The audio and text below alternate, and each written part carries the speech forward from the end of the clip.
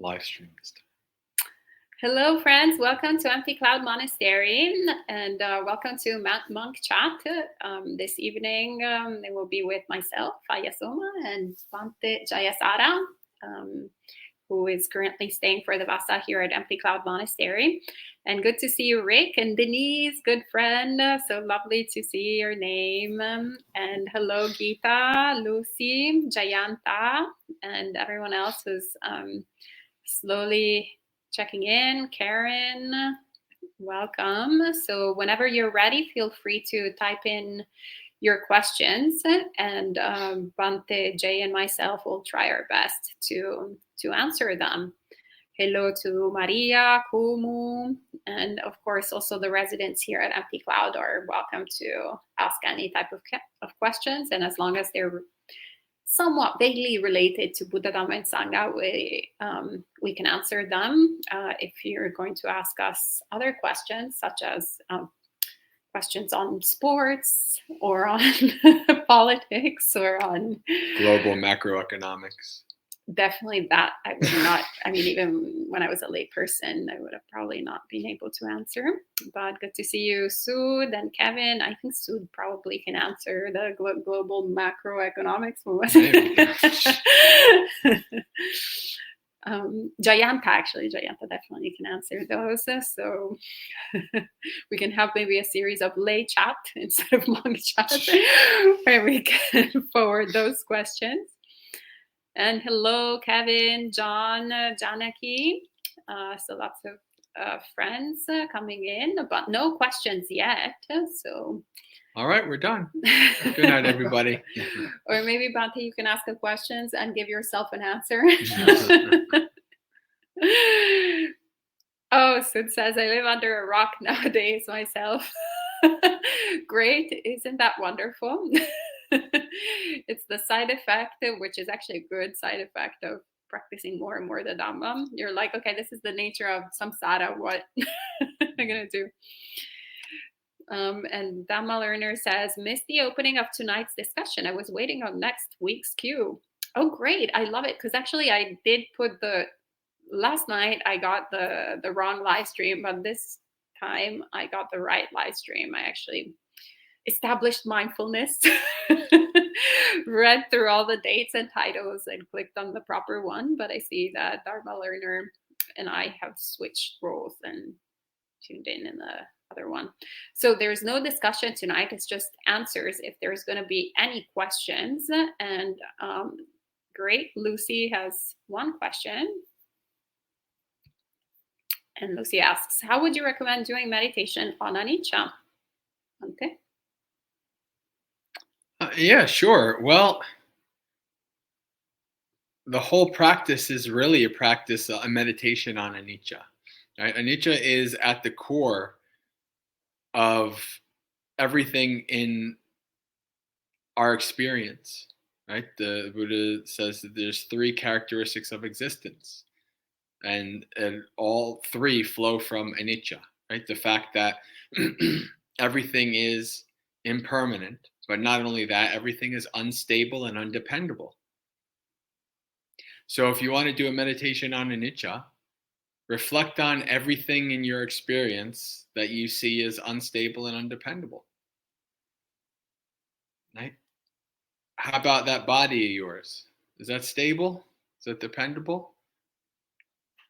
How about your vehicle, your job, your relationship, all these things, right? Reflecting on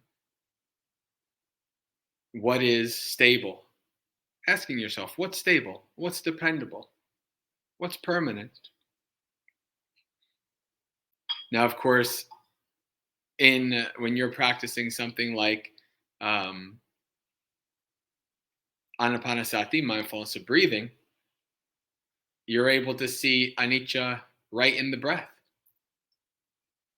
How the breath is changing. Right? In the beginning, it's your focus and your tranquility of mind is not quite there. But then as you keep staying with the breath, following with the breath, your mind becomes more tranquil, calm. Then you start to see anicca And then you get into the jhanas. Then you can really start to see anicca at a deeper and deeper levels, because your mind is ever more clear, calm, tranquil, able to see. So practice any aspect of the Noble Eightfold Path that you're practicing, you can use to reflect and to see anicca. Great, thank you, Bante. And Sud asks, can you give some advice if you could give some advice as to how to go about strengthening one's practice of sati sampajanya while engaged in activity. So for those of you who don't know Pali, we can translate it as, usually it's translated as mindfulness and clear comprehension. Well, I would say first and foremost, actually, the advice that Bhante Sudaso gives all the time, which is very useful, very practical, and very simple. And it's always going back to our feet, the sensations of the feet on the ground. So that is a physical sensation that we can literally just experience in every single moment, whenever we are engaging with others, whenever we're going from one point to the other, whenever we are literally standing or walking or talking or getting bored or getting irritated and so forth, or having aversion with whatever we're experiencing, or maybe simply we're washing the dishes and chatting, multitasking, and etc., and our mind kind of goes all over the place. We can easily go back to the feet, to that physical sensation, and it's very helpful.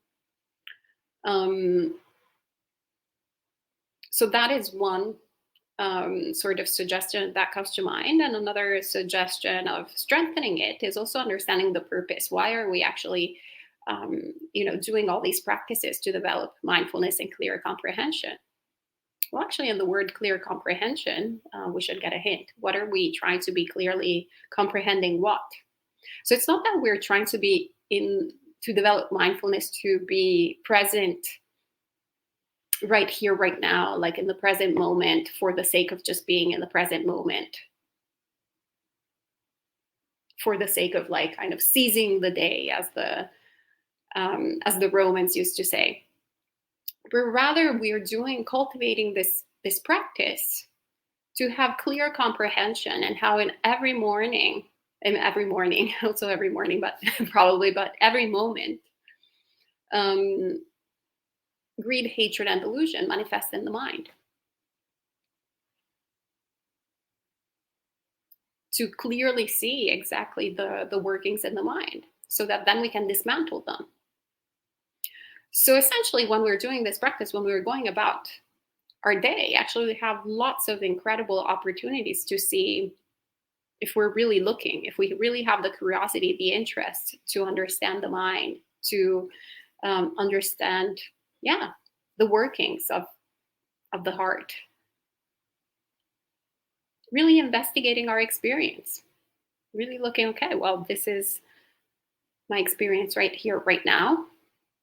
And I might be going on this tangent, on this story, or like maybe I don't like this person, or I don't like to do this job, or maybe I'm actually having a really intense craving of ice cream and I'm really enjoying this ice cream right now, etc.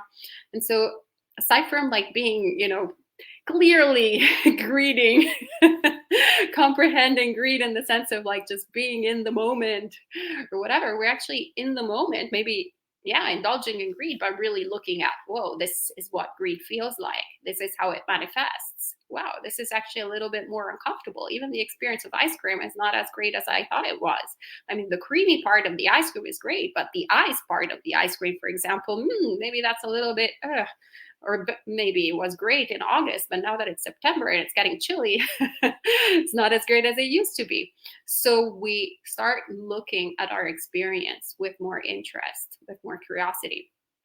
we also see how we approach others, and maybe the same activity has a different connotations based on other causes and conditions that come into being. So we're present, we're clearly comprehending, we're mindful, we're there, but at the same time, we're not just, blindly mindful or keeping on doing the same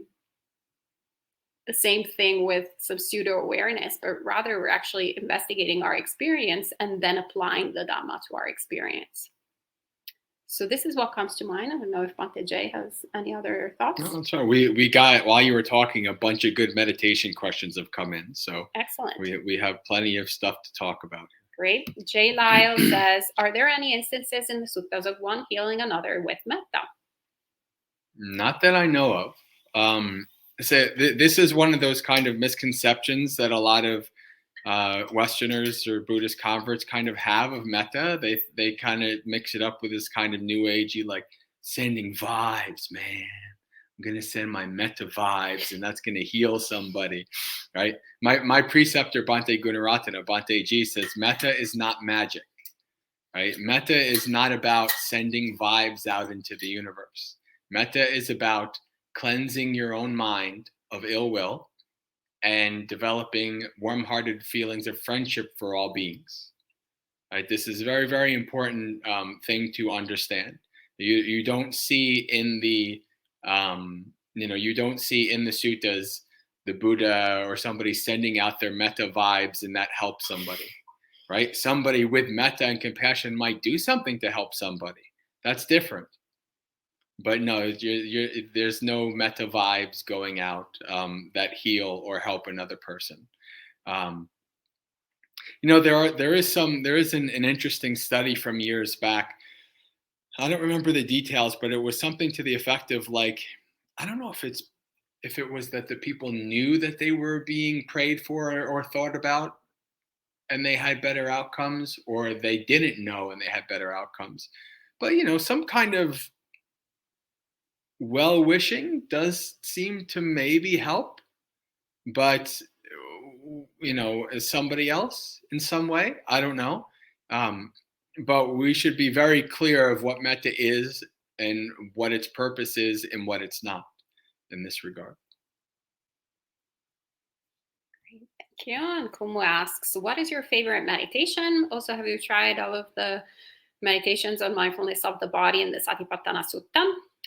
What is my favorite meditation? Well, actually, I really love the Four Elements meditation and mindfulness of emotions, which is one of my main meditation practices. And have I tried? Yes, actually, I'm also doing a course right now with Venerable Dhammadinna, who is the other only Italian bhikkhuni. There's two of them. One is me, and the other one is Venerable Dhammadinna. And every Monday, I'm actually doing a course on the Satipatthana with her. So I actually just we just finished all the practices on the mindfulness of the body, but I have done them before. But it's always great whenever actually you have the opportunity to learn with another monastic. There's just a different sort of layer of investigation of the Dhamma that just deepens, that perhaps also one's practice deepens, obviously throughout the years. And so it's just always beautiful. It never grows old. As a matter of fact, actually, the more we do the same practices, the more we learn, the more we read the suttas, the same suttas, the more we learn, the more we understand things better. Bhante, what is your favorite meditation? Satipatthana. Great. Satipatthana. Have I tried all of the 5 or 6 meditations? I've done everything in Satipatthana for many years. Satipatthana is like you're carrying around a toolbox and something comes up and you're like, well, I think I'm going to need the 5/4 body contemplation, and just take out the tool and you start using it. Right? Satipatthana, it has so many wonderful, wonderful meditations, contemplations, reflections. And it can be, you could spend 24/7, 365 as long as you're awake, using and practicing Satipatthana on some part of your experience. So yeah, Satipatthana is tops. I mean, it is the direct path for the purification of beings. within 7 days. In the Deva terms. That's right. Because Deva say but- is like, I don't know, many eons. At Bhavana Society, the Satipatthana retreat, the first time I took it, Bhante Siddhananda says, if you practice very well, by the end of this retreat, you could become awakened. I never became awakened at the end of the retreat, so obviously I didn't practice it quite right. And Diego says, could you speak on how or why the Brahma Viharas can take you all the way to Nibbana? Bhante? So yeah, the Brahma Viharas can act as a samatha practice, right? There are some people, I don't know if Bhante Analayo still does this, but I know, years back he listening to something and he talked about how he does metta practice instead of mindfulness of breathing for his samatha practice. Samatha practice means a practice that is that you do to develop tranquility and calmness in mind and one-pointedness in mind, right? Anapanasati is one of those practices. Metta can be another one of those practices. These practices that calm and tranquilize the mind. And it's when you practice these practices in such a way that you can go from metta into deep jhanas, and you can really, really see things as they are. But you could also reflect in the one sutta on the man from Anatta, I forgot. It's the one in the Majjhima Nikaya where the Ananda explains 11 ways of where you can essentially switch to insight and go and become awakened.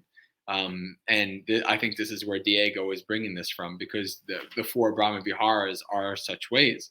And so you reflect on this metta. Well, this metta is impermanent. This metta is dukkha. It's suffering. I can't heal people with my magic metta waves. It's not as good. It's just, it's not. So it's dukkha.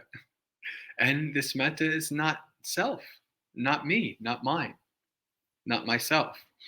So it's when you, in any of these, the Brahma Viharas, you reflect on the 3 characteristics of existence in relation to those Brahma Viharas.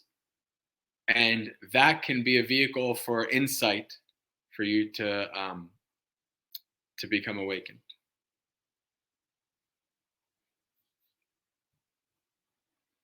And Lucy asks, often when I meditate for extended periods of time, maybe 30 minutes or so, I start to get a headache in my forehead. Any ideas what I might be doing wrong? Well, when I actually had a similar experience, it was when I had first started meditating, and I was actually trying a little too hard. Actually, it was a metta retreat, and I was like, may everyone be happy. Literally, I was trying very hard because it was not coming naturally to me to cultivate this metta. So I was like, all right, I really need to put effort into to cultivating this thing. It kind of turned out that instead of metta, I was cultivating a lot of irritation and stress, radiating stress, and also getting a big headache. And because it was a long retreat, then after a while, I was just like, all right, whatever, may everyone be happy. And I just kind of relaxed. And then I was like, oh, may everyone be happy. And I just really meant it. And I also started including myself, going like, oh, may I be, free from this headache, but not in terms of like, oh, can't this like headache leave me alone, but rather I'm maybe free from it. Like kind of, oh, may I be free from all this dukkha. And all of a sudden, metta started arising. And I was like, oh, this actually feels quite good. Maybe I think I'm on the sort of the right path. And sometimes you need to relax a little bit, calm down a little bit, stop trying too hard. And and everything is easier. It was the same actually with the practice of silent illumination. Sometimes it can be very, very difficult not to have one particular meditation object. Until one day I was actually kind of tired, and I was too tired to think, but not as tired to fall asleep. And I kind of just relaxed on the cushion, and bam, like objectless meditation. So it might be that. That's what comes to mind. I don't know if Bante, you have other suggestions? Sounds about right. And Kumu just had ice cream. I hope you had more cream than ice. And Dharma Learner says, good evening, Bante. The morning talk was very helpful. Can you speak more on practical method a layperson can use when trying to separate I out of my thoughts when in meditation? Is it better to view my thoughts as in the third person? Thank you. I don't know about viewing thoughts as in the third person. I don't know. That's an interesting one. I've never come across that, nor have I ever done that. It really is one of the important things about thoughts is this, right? And I don't know that I exactly explained it this morning, but I do often say this is, remember the Sariputta is going through not attaching, not grasping, and not identifying with any of the internal and the external sense bases, right? Internal, eye, ear, nose, tongue, body, mind. External, sight, sound, smell, sight, smell, sound, odor, taste, tactile sensation, and thought. That's an interesting one, isn't it? The Buddha classifies thoughts and things that arise in the mind as external. Bahida, literally not of the self. Internal is of the self, within the self. External, not of the self. So thoughts, according to the Buddha, are not yours. It's an interesting thing to contemplate, isn't it? Interesting thing to reflect on. Thoughts are not yours. Ideally, you need to see these things really through insight that is arising. You can't kind of like mantra your way to it. Although kind of doing reflections does help. I think I mentioned with the technique that Bhante Silananda taught me at the retreat years and years ago when I was a layperson visiting Bhavana. Right? Whatever experience arises, apply the 6 factors. Oh, I have pain. This pain is impermanent. This pain is unsatisfactory. This pain is soulless. This pain is not me. This pain is not mine. This pain is not myself. Oh, I have pleasure. This pleasure is impermanent. This pleasure is unsatisfactory. This pleasure is soulless. This pleasure is not me, not mine, not myself. Right? So reflecting on the 3 characteristics of existence in all of your experience, this is how you can practically reflect on these things. Always questioning when a thought arises, is this right? When a perception, when you perceive something, you walk into a room and you perceive something, is this right? Right? The questioning of these things that are arising in the mind puts you in the habit of not automatically just identifying and accepting what is arising.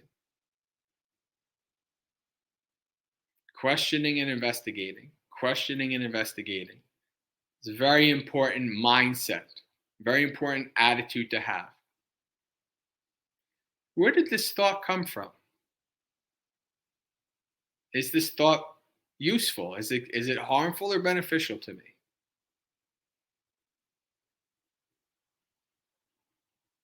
Why do I always identify with this view?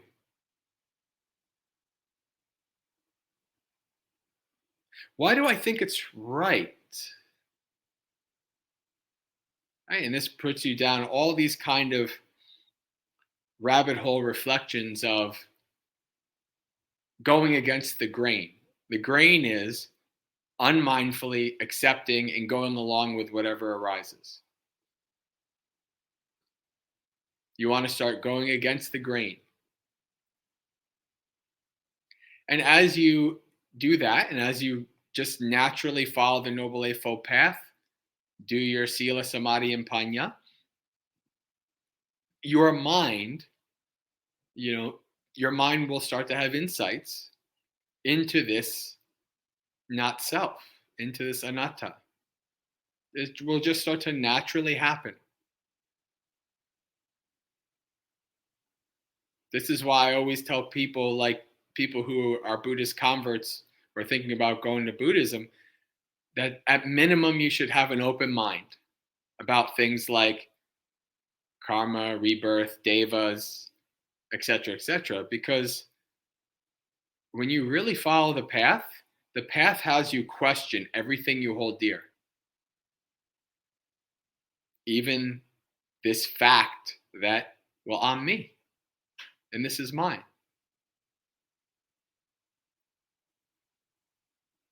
So apply the 6 factors and always question what arises. And that should be practical use for that. Right. And FNU says, how can I join your gang? Well, it depends on which gang you're talking about. So if it's the monastic gang, then you should go to a monastery and well, see, first of all, if you actually really want to join the gang after living with the gang for a while. Do the gang signs. You have to be able to do to monastic with your M-O. Anjali. And then you request joining it. Yeah. Yeah. I joined. That's an interesting. I've never had that one said in that way before. That's pretty funny. And Denise says, any tips on how to avoid falling into the aware me versus the unaware me situation?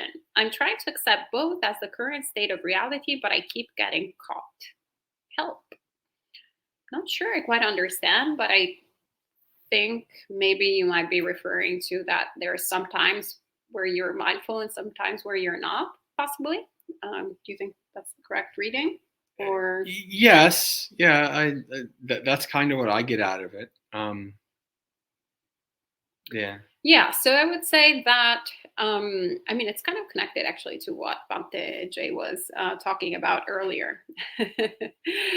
And so essentially, and it's also actually connected to the Satipatthana. So actually one of the directions that the Buddha gives us is also to understand a deluded mind as a deluded mind, for example.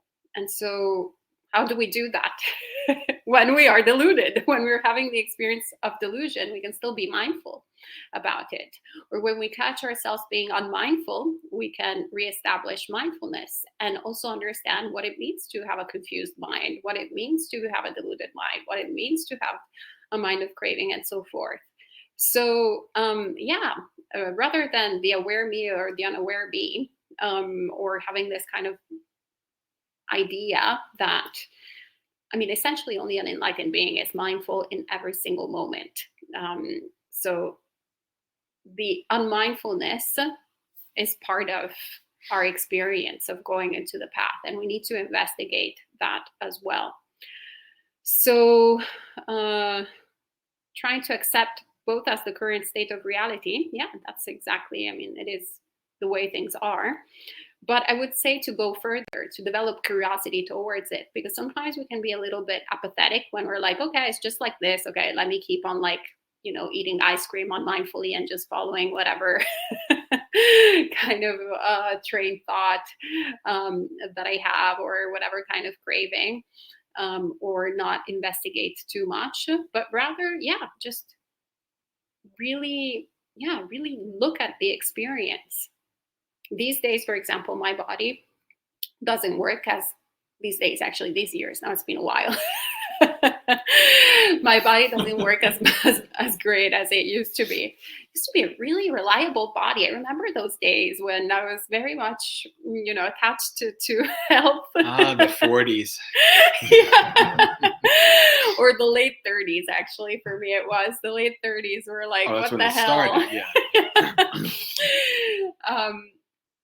But yeah, so all of a sudden, even right now, actually, my mind is a little bit cloudy, and it's just part of having a bunch of imbalances in the body. And at the very beginning, I was really upset about it, and I was fighting so hard, so much with it. And I'm like, oh, it's impeding my practice. How can I practice? When my body is creating all these obstacles and so forth. And I'm like, oh, that's great. Look at all these opportunities that I have to see how the deluded, unmindful mind works. So it's actually excellent. Every opportunity is an opportunity for practice. So this is what comes to mind for me. Bante, do you have any other pointers? Yeah, well, the only thing I would say is don't identifying it as the aware me and the unaware me. It's not helpful. Mm. Identify it as I was talking about Satipatthana. Awareness is in my mind. Awareness is not in my mind, right? Or awareness has arisen. Awareness is not arisen. I think that's better because then this way it's not like attention. Oh, well, I can't stand the unaware me. The unaware me is the bad me, and the aware me is the really good me. The aware me is like the real Buddhist me, right? Thoughts like this arise. That's the only thing I would say, is to not identify a quality of your mind being there or not being there as me. Yeah, that's all. Everything else is fine. J. Lyles asks, is using a credit card not technically handling money a violation of the Vinaya? Also, is smoking cigarettes or chewing betel nuts, I assume, also a violation of the Vinaya? So from my understanding, smoking cigarettes and chewing betel nuts is not a violation of the Vinaya. And using a credit card, well, if it's a gift credit card, it's definitely not a violation of the Vinaya, because it applies like basically any type of gift card is, there is a particular rule that sorts those things out, so it's okay. Now, in terms of the using the actual credit card is one of those great things that us monastics love to quarrel about. And different communities will have different views on the subject matter. So strictly speaking, literally speaking, right, is not a violation, because obviously there weren't credit cards at the time of the Buddha. But perhaps maybe it's a breach of the spirit of the rule, maybe, who knows? So each community will have a different interpretation. Yeah, credit cards and stuff. That's a very, very complicated, nuanced subject. Very complicated, very nuanced. Yeah. And like Aya said, that different communities will have different views on things. You can the Buddhist Monastic Code by Thanissaro Bhikkhu, he goes over a few different things, and there's things like, well, if you sign it, like, I guess this is also pretty old. Like these days, you don't have to even do things like sign and all the old ways that they used to have to do credit cards. But yeah, it's complicated. Yeah, if you want to get a headache, you can just ordain and study those precepts in detail and fight with other monastics. Because it's not just one rule that's involved; it's multiple rules. Like one rule, somebody could say, "Well, the rule of having the credit card, that's not a breach, but then trading with it, that might be it gets complicated. So I wouldn't worry about it. If you're worried about like seeing if a monastic is a good monastic if they use money, well, the majority of monastics in the world use money these days. So that's unfortunately, even though we're not supposed to, one way or the other, they use money, whether it's Thailand, Sri Lanka, wherever. And not even to say in the other traditions where that it's not a strict rule. Yeah, and also on that subject, I'm pretty sure that Queen Elizabeth, may she have a good rebirth, also did not handle money. So not necessarily the not handling money, equals like complete purity and straight to Nibbana. And I don't handle money, so I'm pretty, I really like that precept. But but it's important not to judge monastics who instead handle money just because there's there's pachitya, or they're like the samanera precept, and have those conceits of superiority, or if we're lay people starting to be too judgmental. It's good to ask questions perhaps, but not go to that with that perspective. PJ says, Mudita meditation is used to cultivate appreciative joy at the success and good fortune of others.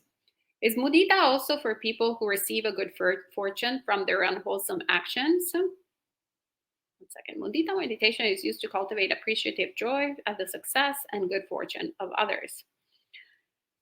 Oh, actually, why don't you take it, Bhante? So what's going on here is a judgment. All right. Well, should I withhold my mudita for this person because they might have gotten their success unwholesomely? Right? No, you shouldn't. No, mudita. So if you look in the suttas, how the Buddha says to practice the 4 Brahma Viharas, it's the same exact way. To all beings, everywhere, without any distinction, any categorization, discrimination, not mudita for these people, but not for these people. Right? Mudita is just simply about that somebody, if you appreciate that people are experiencing something good. Because when you know about samsara and you realize, well, geez, this place is a pretty big hellhole, and every once in a while some people get to experience some nice things. That's nice. So it's like you can appreciate when people are experiencing something positive. Now, if you are really overly concerned about whether the person has their success or good fortune due to wholesome or unwholesome actions, that's when you reflect on kama. Right? The Buddha in the sutta, is it 5.57 or 9? 5 ways of dealing with anger towards a person. Right? Metta is there. Compassion is there. Equanimity is there. Mudita is actually not there, which is interestingly enough. So if you're having agitation towards a person, it's like, oh, well, they don't deserve that, because they're unwholesome or whatever, because of that judgmental mind that arises, then you reflect on these things. You give them metta, give them compassion, develop equanimity, avoid them, or worst comes to worst, you reflect on that they're the owners of their actions. Right? They are creating karma that is not going to be skillful for them, not going to be helpful and beneficial for them in the future. Now, you don't want to do that. It's like, they're going to get theirs anyway. They better enjoy their good fortune now because they're going to hell. Right? No, then you're not doing it right. You're not doing it right. Right? These are normal mental processes, right? We don't like when we sense some kind of unfairness. right? Or that somebody cheated or did something unskillful to get what they have. But we don't like that, obviously.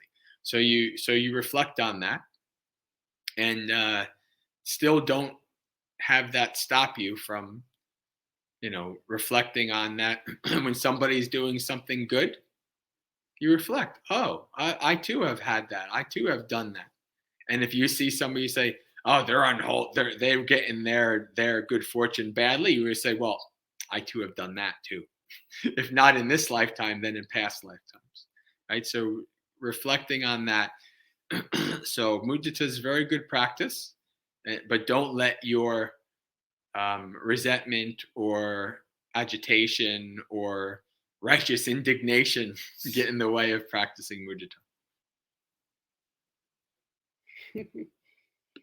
And Jay Kala says, do you also incorporate the aggregates and doctrinal categories part of the Dhammanupassana section? I know it's believed to be a later edition. Any thoughts on that and value you may have gotten?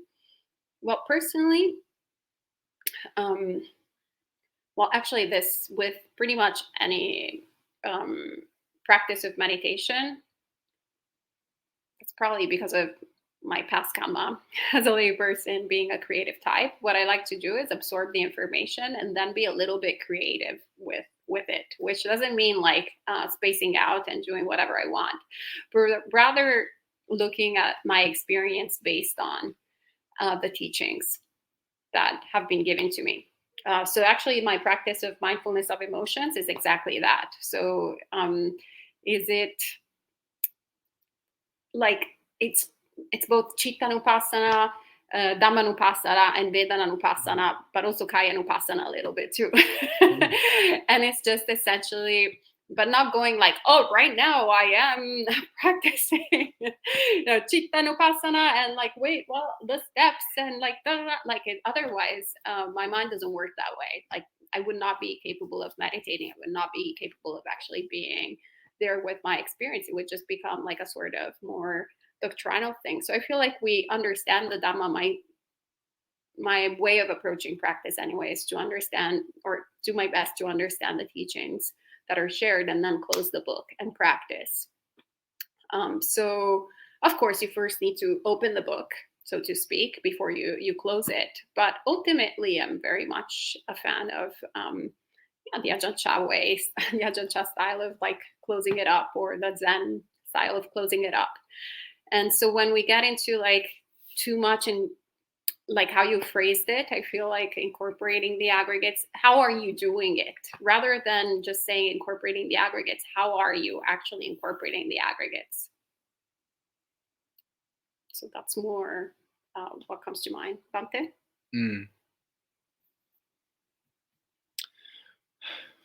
I don't think that that I specifically like, okay, now for the next hour, I'm going to study the aggregates, or I'm going to study the 5 hindrances, or I'm going to study, like all the things under Dhammanupassana.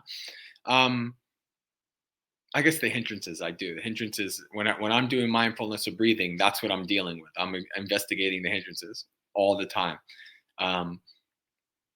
But for the more, as you say, doctrinal, contemplative aspects of Dhammanupassana, I don't really have a direct practice for them that I've done, but it's something like the aggregates. Some of the aggregates are gross, meaning you can see them fairly clearly, and some of them are more subtle, so they're harder to see. So just keeping an eye out on what I'm observing, but I don't have specific practices that I do for those specific things. No. And Jerry says, please give some Google keywords for the 4 elements meditation the way you like. I don't think I understand. Is there, whoever does whatever element meditation you do, if somebody does it, like, can you tell him what to Google so he can find it online? Like if Ajahn such and such does the 4 keywords. Oh, well, you can go on our channel. There's actually Ajahn Pasano who gave a beautiful teaching on the 4 elements meditation right there. Ajahn Pasano and 4 elements, possibly There it is. But for my favorite monastic and one of my favorite meditation practices. So, all right. And Sud says, does cultivation of metta bring us closer to enlightenment, or is it that we are nowhere close until we start insight practice? If the latter is true, why is it recommended that we cultivate metta? Bhante? Again, you need to think of the Noble Eightfold Path as a total practice, right? There's lots of different aspects. There's lots of different spokes, and they're all moving towards the same direction. No, you can't just become, if the only thing you ever do is metta, no, you're not going to become awakened. No. But if you practice lots of metta in conjunction with the rest of the path, then that will be a huge help in you becoming awakened. Right? We have 3 akusala mula, right? 3 unwholesome roots: greed, hatred, and delusion. Well, metta itself is responsible for going against, being the direct practice to counteract one of those 3. So that's a pretty important big practice, right? So metta is an invaluable part of the path, but is not the whole path in and of itself, right? So metta is part, not whole.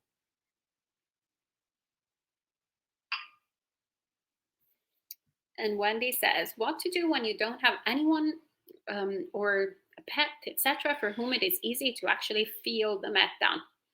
Well, Wendy, first we have to acknowledge that is a problem. That if there is not someone, any sentient being for whom it's easy to actually feel the metta, then we need to grow our metta. This being said, what we can perhaps use is, instead of like just a person and generally like cultivating metta towards them, because then maybe if we have a very strongly aversive mind, we'll start going like, oh, may they be happy, but actually, that one time, that summer in 1979, they told me that thing, and or whatever it is that comes up in the mind. Perhaps instead of like people per se, or pets, or whatever it is, one sentient being, maybe we can focus on actions. Like, for example, oh, that I don't know, surprise birthday cake that they gave me the other day. Oh, that's so sweet. Or that person who opened the door for me while I was carrying all my heavy luggage. Oh, how sweet, how kind, how nice. Or maybe we see people that are demonstrating affection with one another. Maybe it can also be a movie scene, or whatever it is that inspires you, like that kind of softness of heart, that like delight on the beauty of the human heart, and kind of do a sort of collage in your mind, and bring it up, going like, oh, wow, that's just so beautiful, so sweet. Oh, may everyone behave in that way. May I behave in that way. May people behave in that way with me. May I behave in that way with others. And keeping on growing that momentum. So, it's not terribly important to have metta for one particular person, but rather what's important is the end goal. So the end goal is to imbue our mind with loving kindness, not with loving kindness with that particular person, for that particular person, or for that particular individual, but rather to cultivate metta in the mind. And then, of course, the more you cultivate metta, then the more you're capable of having metta for everyone that you encounter, or at least for a lot of people that you encounter. And then it will be easier just to bring up someone. But we use that as means to an end, not as an end in and of itself. And Kumu says, reading the suttas of Majjhima Nikaya, we find so many suttas describing the jhanas. Are they really that important to attain, or can one move on the path without jhana 1 to 4? Are the jhanas 1 to 4 absolutely necessary for a high level of samadhi to get good insight into anicca, dukkha, and anatta? Here we get into the frequently asked questions in Buddhism. So obviously each monastic you'll ask, they'll have a different answer. So let's see which answer Bhante will give. So jhana, as you say, like the Buddha talks about jhana hundreds of times over 5,000 pages. Jhana is extremely important according to the early texts. That being said, different people have different proclivities and tendencies, right? For some people, they might be more inclined towards a satipatthana, like direct mindfulness practice. Some people might be more inclined towards samadhi practice, jhana practice.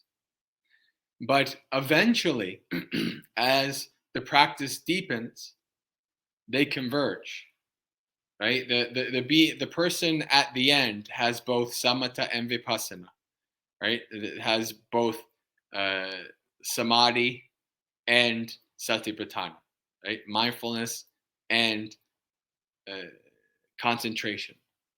These two things, right? If you look at the Noble Eightfold Path, the four jhanas are the eighth factor of the Noble Eightfold Path that abide supported by the other seven. So even if you are like, well, I'm kind of not that advanced. I don't know about this jhana thing. I might not, seems kind of advanced for me. Just keep practicing the Noble Eightfold Path. Eventually you'll get there. Right? This is what happened to me on a much, much less level. Right? Because I was like, always with my breathing issues and all kinds of stuff. I can't do this mindfulness of breathing. I don't even think about jhanas. I can't even get this far. I just practice lots of satipatthana. And then all of a sudden I'm in, deep, deep, tranquil states of mind and easily following my breath because I practice satipatthana. Right? And so that pointed to me like, oh yeah, no, the Buddha's right. Yeah. Whichever way kind of gets you there, eventually you get there. Right there. So both are important, but different people will have different proclivities as to what is more what they focus on. Awesome. Thank you, Bante.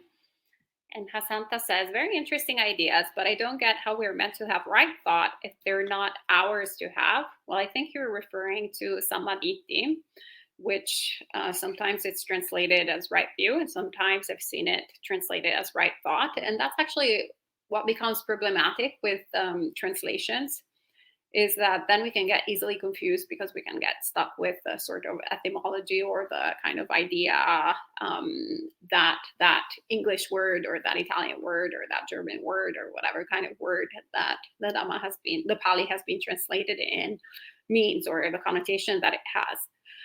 So samadhi is not to have a thought. Actually, it's actually quite the opposite in the sense of usually we go about the world with beliefs, with ideas about the world. For example, back in the day, they thought the world was flat, or they thought that, just by crossing the Atlantic, they would have found India, because they were used to go from Europe, And so there's these kind of ideas that one goes to it. In these cases, actually biological inference. My experience of the world is flat, or my experience, I think that by going there, I'm sure that I'm going to be going from there. And we believe in it. We actually can have a sort of really sure conviction that that is true, but it's just based on speculation. It's based on our culture. It's based on like so many different things. So the approach that the Buddha is giving us instead is not to, hey, and now here is the Buddhist view on how things are in the world, but rather it's actually an understanding of how things are. And so when we have that correct understanding, I think I like more correct understanding, correct truth, or something like that, for samadhi, then we're capable, it supports the development, what we can have a correct, perspective. And we can then have all the supports to change entirely our life and then cultivate also the qualities of mind. But if we have a wrong understanding, a wrong view of how things are, essentially, then we'll have bit of a problem because we're like, well, I don't know about, this right livelihood, for example. I'm pretty sure that my family business of butchers has always, um, done really well with the family. And now, actually, with industrialized farming, I am even wealthier than like my relatives. So I won't change my livelihood. So I'll have this other type of livelihood because in my culture it's perfectly acceptable to be a butcher kind of thing. So yeah, instead is to really investigate and understand and see it for ourselves. And Bante, I don't know if you want to say anything. No, it's fine. Rick says, what is the relationship between the hindrance of doubt and greed, aversion, and delusion? Do you want to take this?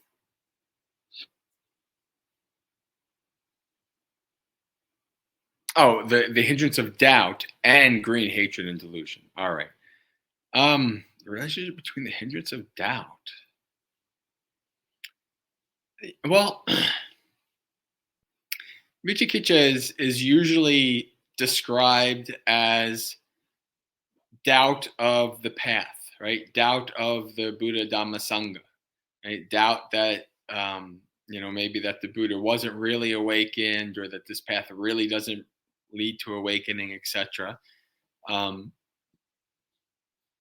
And obviously, because we have greed, hatred, and delusion, because we don't see things clearly,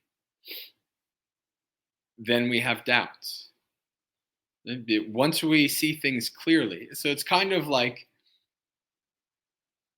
you walk around life, you go around life and you have glasses, but they're like really, really, really, really foggy, hazy. Like, you ever see like glass where it's just like you can see light through, but you can't really maybe see forms, but you can't actually see clear through glass.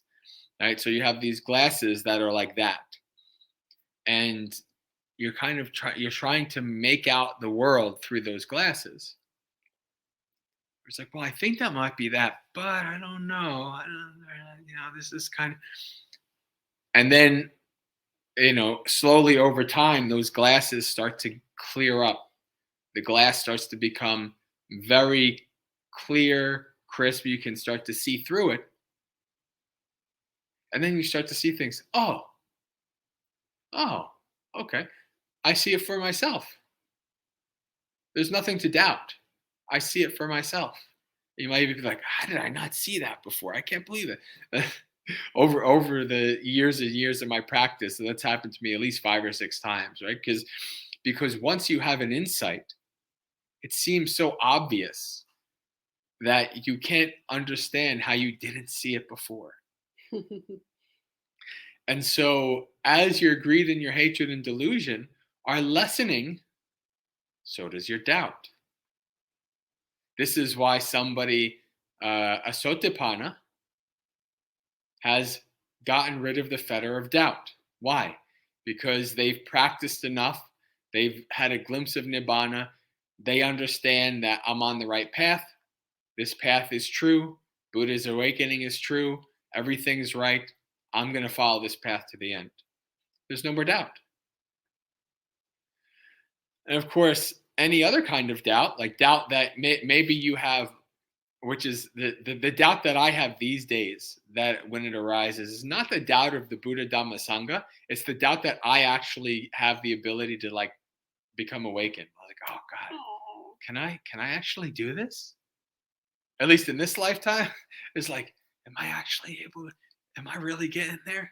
Like, that kind of doubt might arise. But then I says, well, I don't know. All I can do is just keep practicing and moving forward, right? Because I'm not so you can even have lots of doubts about lots of different things, and that's all because you just don't know. Doubts all vanish when one sees that. That's one of the chants. I think that's from the Dhammapada too. That's a chant that is in the Bhavana Vandana.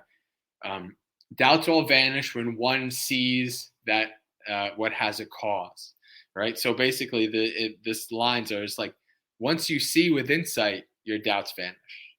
It's because you're deluded that you have doubts. Thank you, Bante. Yes, of course you can make it in this lifetime. Oh, we'll see. Yes, you can do it.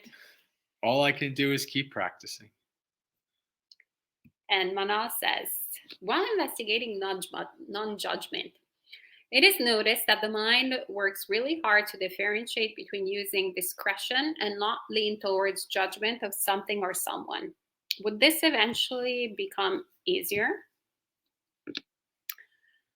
Well, what comes to mind is that sometimes we can get a little bit confused and start thinking that being a good Buddhist means that we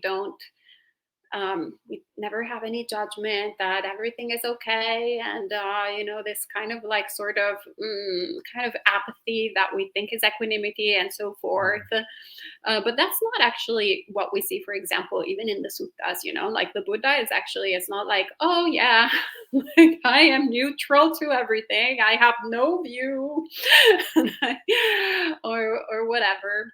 As in, like, yeah, of course he doesn't have any view in the way that we have, but he's actually pretty clear in saying this is wholesome, this is unwholesome, this is beneficial, this is not beneficial, and so forth.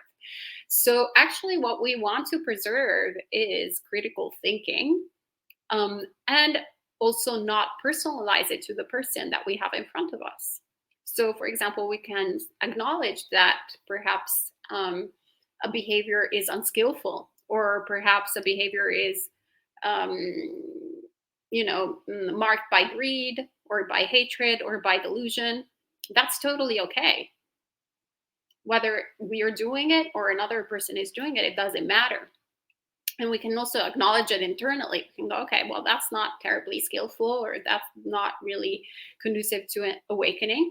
What we should really be careful of is not developing a conceit of superiority. For example, if we are in a workplace and go like, oh, well, I am so much better. Or like if we're with our friends that are not Buddhist, oh, look at all these minions here, following all these like sensual pleasures, not like holy me, that I see everything, I've pierced through this common practice, and that's actually very unskillful. That is very much judgmental, and that's very much creating more suffering for ourselves and possibly even for others, because we will be quite intolerable and nobody will want to be around us. So there's a difference. Or also, like what actually Bante J was the example that he was saying, oh, like, look at all these people doing these bad things, they're gonna go to hell, and then we might even go like, Buddha saves. That's also not particularly beneficial. So I feel like rather than in judgmental, why don't we think about it in terms of kusala and akusala? And when it comes to judgment, also another thing to point out is also not to predict where people are going, as I was saying, like different realms after their life, but also what they have done in the past. That's another thing that we can be very judgmental about people, like, oh, that's your bad karma, or that's whatever it is like that you're experiencing, because actually that's a product of our delusion, our defilements. That says something like that. And there's a sutta, I can't remember which sutta, where the Buddha actually reprimands a lay person that does, that talks about in terms of like, oh, this karma has led them to this and this other destination or whatever. And he's like, don't say that, foolish lady. Only one like me can actually say with awareness, not with speculation, but with awareness, like matter of factly, this is the product of this. Whenever we're in that position, it's just a bunch of papancha, and we're probably committing a lot of bad karma, us right here, right there. So hope this was helpful, Manal. Something? No? And we started out slow, but we have enough questions here. We're gonna go to the end, I'm sure. It's getting so. Okay, and Diego says, I don't think he'll have the time to answer this question, but just in case, Wrong. What would be examples of miccha sati, wrong mindfulness? Did you want to take this? Yeah. So, as can be found today, as many Buddhist monastics teachers are fond of saying, like, yeah, you could a sniper could have mindfulness and being aware of, a sniper has to crawl for hours and hours and be very mindful of even little twigs and all these kind of things, right? So mindfulness, this concept, this of focus and attention, can be both Sama and Micha. Right? The same thing, even Bhante Ji always likes to joke about Micha Samadhi, wrong jhana, right? So this is something good to know. So what would be an example of Micha Sati?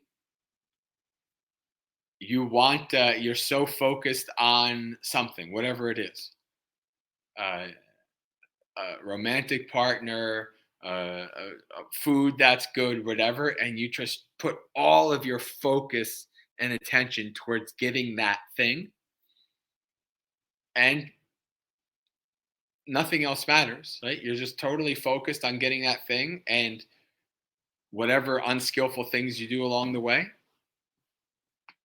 that's not part of it. That's Mitya Sati. Right? You are totally and utterly focused and aware only of what you're focused on, like you have a tunnel vision. There's no sampajanya there. Sampajanya, clear awareness, clear comprehension. There's none of that there either in Mitya Sati. So that's what I would say is an example of that. Great. Thank you, Bante. Oh, good to see you, Yudi. And Jay Lyles says, would an anagami who should be free of sensual desire continue to smoke cigarettes or use similar addictive substances? I would say that sometimes, due to our cultural conditioning, we can attribute a little bit too much value to certain practices, like, for example, smoking. So today, for example, in this day and age in America, you're basically a pariah. Like if you are seen smoking, definitely in California. In New York, it's a little bit more chilled, more relaxed, but still, it's actually somewhat unusual. When we were in Italy, traveling with different monastics of different countries, all of them were just constantly commenting on how everybody was with a cigarette in their mouth, constantly smoking. And Bhante Smita was like, wow, Italians really like to smoke. Italians really like to smoke. And yeah, it's not even as much as they used to with me growing up. And definitely not even as much as when my parents were growing up, where, for example, there was not even the knowledge that it was harmful or addictive. As a matter of fact, I think even in this country, there were ads that the doctor was suggesting for people to to smoke. So my understanding is that even actually an enlightened being can, act upon habits that don't have a particular karmic moral impact, so to speak. So they will still, if they, they grew up in Thailand, they will still eat Thai food, perhaps even their favorite dish or whatnot. And if they picked up smoking, they might, keep on smoking if that's a habit. So we actually have lots of biographies of Thai forest masters that, in fact, were smoking. And it's just kind of like a quirky thing. It's not really anything that is, a mark of their characters. Right. I mean, once again, let's put things in context. There's so many yoga teachers were all never touched a cigarette and eat, and they're fruitarians, but they don't have much wisdom. So maybe that's not really necessarily in those kind of qualities that we have to search for the Dhamma, but rather in something else. No, good, yeah. Oh, how is Stanley doing? He's still surviving. Yes, Stanley is our monastic cat who is always in danger of dying, but he's very attached to life. I Aren't think we all? he in particular, though, he really loves life. Oh no, I was saying in danger of dying. Oh yeah. But both, yeah. But yeah, he's definitely intoxicated with life. So he's not. He wants to hang out with the monastery as long as he can in this lifetime. Maybe he'll be a monk in the next lifetime. Maybe so. And Julie says, what did the Buddha say about the speed of karma? It seems as though the outcome of my karma is speeding up as I'm following the precepts and doing mindfulness meditation. I feel like I'm playing a role in social situations because there is an increasing gap between the wisdom I'm developing for meditation to the conversations happening in samsara, like at my work. Where do we say it is considered lying and therefore breaking a precept? I'm careful not to manipulate or mislead, but I feel a little fake by playing this role. Did Julie ask this question last night? Okay, yeah, because it sounds familiar, but yeah. Do you want to take it, Bante? Can you go back to the first one again? Okay, yeah, just leave it right there, so I can see all three. Very good. Buddha didn't say anything about the speed of karma that I know of. But so your actions that you perform can bear fruit in this lifetime, in the near future, in the far future, and in future lives, right? So there's lots of different opportunities for the karma to ripen that you're doing now. But doing something like changing your life around, right? Doing things as you say here, following the precepts, doing mindful meditation, etc. This is your actions that you're doing now that are having, if not an immediate effect, but a slow, gradual effect in how you're living right here in this life. Right. So this is an example of, and of course, what you're doing right now doesn't necessarily just benefit this lifetime. It benefits future lifetimes as well.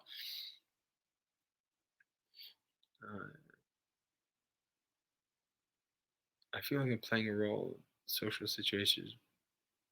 Oh, so playing a role. So meaning like you're not really engaged in social situations like you used to be.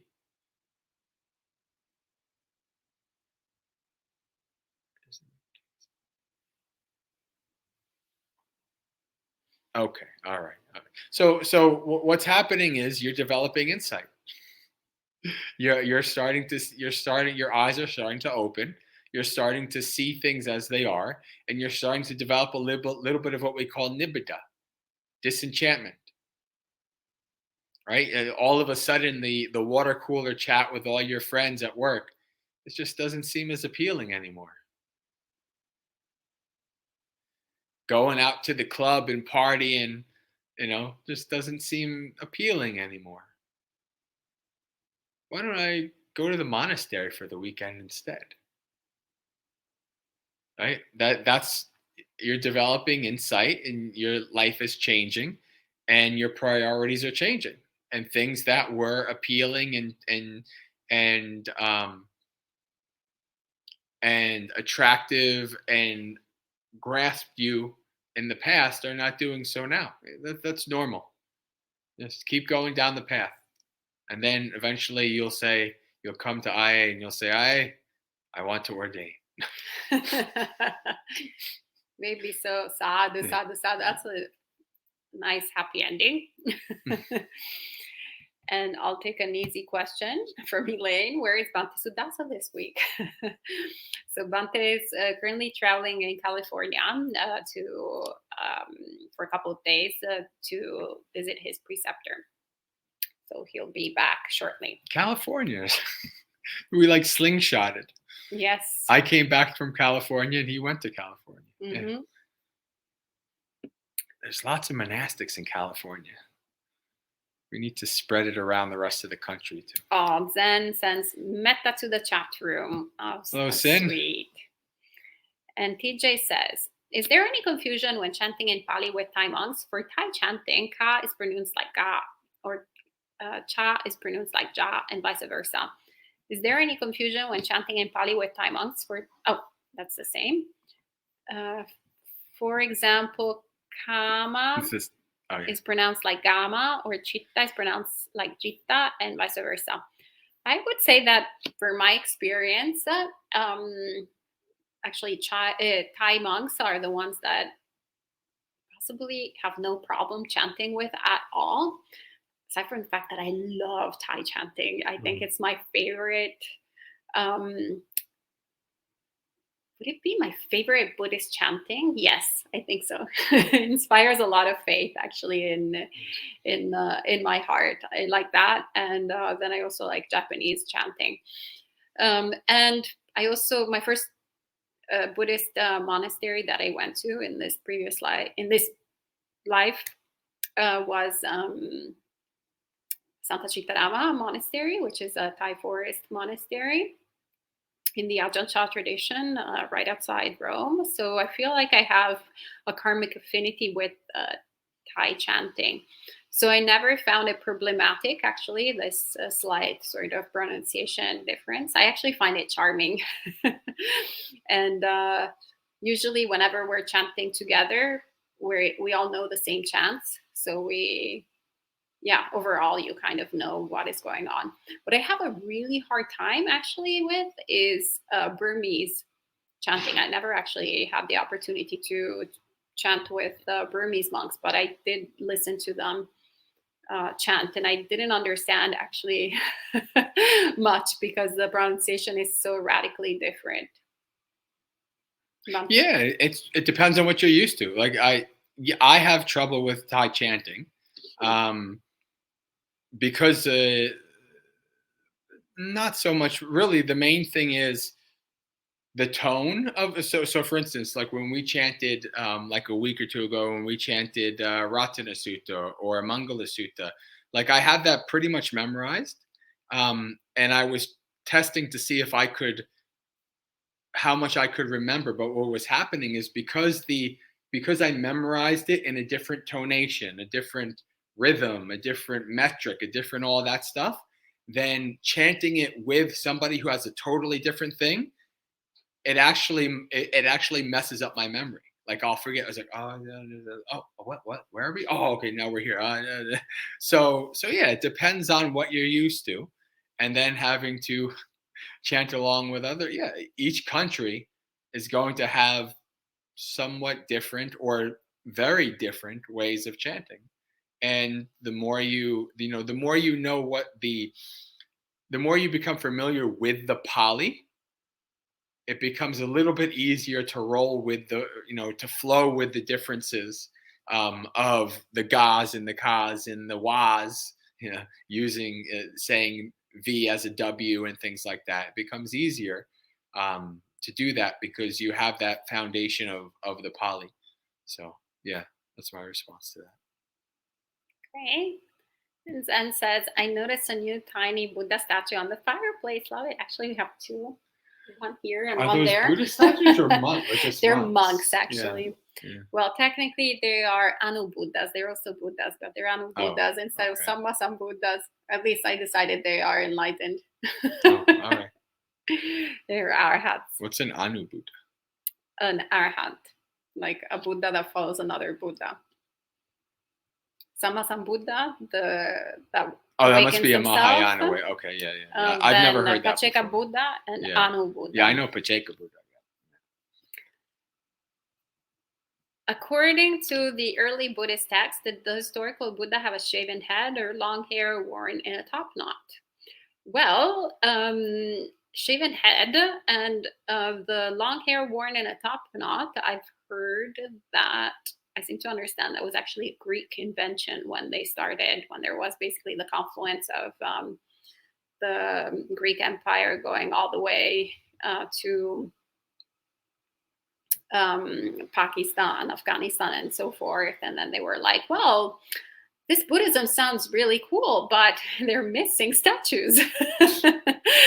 So essentially, they kind of created apparently the first statues, and they liked curls. So that kind of came into being as a sort of cultural syncretism. Yes. Yeah. Buddha's head was shaved, and I've looked far and long for a Buddha statue with a shaved head, and I can't find one. Like if I ever have my own place, if there's a Buddha statue, I want the head to be shaved, but it doesn't exist for the most part. I think a lot of the things like the protuberance and the this and then that, and even like the ears and all that, these are related to the 32 marks of a great man.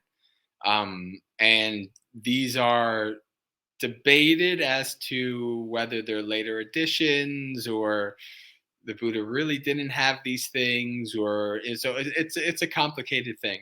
But the tradition holds that but you can see literally, he is literally called as an insult in the suttas by Brahmins, a shaveling. Right. So if he has a long hair and things like that, they're not going to call him a shaveling. Right. And then there's the sutta where the king goes to try to find the Buddha, and he's looking at a sea of monastics and he can't find the Buddha. He's like, well, where's the Buddha? I can't see the Buddha in all these things. Right. So yes, he had a shaved head. And Jay Lyles asks, is the glimpse of Nibbana that a Sotapanna has a direct knowledge, for example, experience of Nibbana, or is it something else? Bhante? I'll be honest with you. I don't necessarily know exactly where the whole glimpse of Nibbana thing comes from. It's not explicitly said in the suttas. It might be an implicit kind of thing. So I don't know that I can actually and also we can't explain and understand what Nibbana is anyway. So how we wouldn't really be able to know what that glimpse is. But what's come down is that they have a very, very brief glimpse, like maybe even a fraction of a second understanding and glimpse of that state. And that was what helps them to eliminate their doubt. So I don't know that I can really explain it in more detail without knowledge of maybe commentaries and other things that I don't have knowledge of. So. Yeah, I would just add that obviously they have the first realization of anatta, so that essentially our sense of self is dependently arisen. So I would say that might be the kind of big, hard sort of thing. Actually, if we even look at our experience, we can see what is the thing that we're holding on to so much. Well, our thoughts, our ideas, our political views, our likes and dislikes, our national identity or gender or blah, blah, blah, like all these million attas. So once we see that all of these things are dependently arisen, all of them, and we start having this passion towards it, we realize that the teachings are true. Like we're actually tasting the water instead of just looking at the water. So maybe we haven't like drunk the whole bottle, but we're like, okay, well, I know what water tastes like. And obviously there's full confidence in Buddha, Dhamma, and Sangha because we just know. And we also understand how to hold all the different precepts, all the different observances, all the different rites and rituals, if you may, within Buddhism, because we have held them properly in order to get to that stage. And so we're not attached to them anymore. We're not attached to them and thinking that just by doing one particular practice, we're going to attain purity. So yeah, it's something experiential. It's something that we see. Like drinking a glass of water. We're down to crunch time here. Oh, 8:54. You're right. So Elaine says, what is the difference between becoming awakened versus becoming an arhat? That we actually were just talking about. That's easy. An arhat is awakened. Yeah. How can one know if an intuition or gut feeling should be heeded or dismissed? Usually dismissed. Do you have an hour? Like I pretty much trust my intuitions. I always have. But other people But they don't. got stuck you in some saraband. But other people, I've been in samsara. I don't think my intuition stuck me in samsara. There you go. But I think it's a hard question. It's not even really a Buddhist question, to be honest with you. But I the way I understand it in investigating intuition is the less you lie to yourself, and the more you do not accept lies, and you're fully truthful, then your intuition will be more valid and more trustworthy. That's what my response. Okay. Actually, is it just all see... comments? All right. Yeah. Then it's perfect timing. Oh, last one. Well, Diego also looked for a Buddha statue with a shaved head. I love the depiction of the Buddha at the Tzu Chi Foundation in Taiwan. He's bald, standing, and touching the world. Oh, check it out. All right, excellent. Then we've tackled all the questions. So unless another question pops up, or if anyone here in the audience has any questions, I think that's all for tonight. All right, great. Then maybe we can end with 3 sadhus. Sadhu, sadhu, sadhu. Sin is asking for a chant class. Well, we'll think about that. But actually, public service announcement, there's actually a chant karaoke on, I hope there still is, on the Abhayagiri Monastery website. So if you search for Abhayagiri Monastery in California, they used to have all their chanting recorded, which, by the way, is beautiful. It's incredible. It's with Ajahn Pasanno and Ajahn Amaro. So actually, it's kind of vintage because Ajahn Amaro hasn't lived there in quite some time. But it's beautiful.